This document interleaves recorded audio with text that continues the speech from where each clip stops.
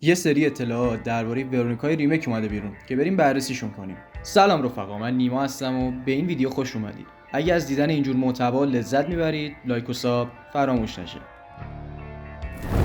اطلاعاتی که از ورونیکای ریمیک منتشر شده بهمون اینو میگه که قراره بازی نیمه جهان باز باشه، دقیقاً مثل ریکویم که یه حالت نیمه جهان باز رو توی راکون سیتی داشتیم. این هم گفته شده که بازیکن میتونه مراحل رو با ترتیب‌های متفاوت بره و بازی کامل خطی نیست. بازی شامل مأموریت‌های فرعیه، دقیقاً مثل رزیدنت ایول 4 ریمیک که یه سری مأموریت‌ها رو هم مرچند می‌گرفتیم و انجامشون میدادیم، ولی فکر نکنم اونجا مرچند داشته باشیم. بخش موتور سواری بازی دقیقاً مثل نسخه اصلی وجود داره و حذف نشده. یه شایعه هم هست که میگن آخرین درجه سختی بازی به قدری بازی رو سخت میکنه که تا 40% اسپان شدن آیتم های درمانی رو کم میکنه.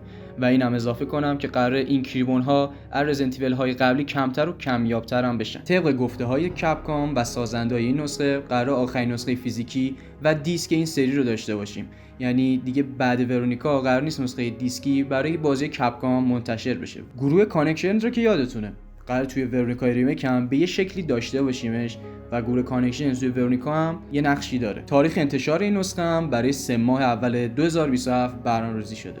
این هم از خبرایی که از ورونیکای ریمیک منتشر شده. اگه خبر جدیدی بیاد تو کانال پوششش میدیم، پس چند روز ساب داشته باش تا اگه خبر جدیدی میاد زودتر مطلع بشی. و حالا نظر شما چیه؟ به نظرتون قراره با چه جور ریمیکی سر کار داشته باشیم؟ ممنون که ویدیو رو تماشا کردید. تا ویدیوی دیگه، فعلا see you.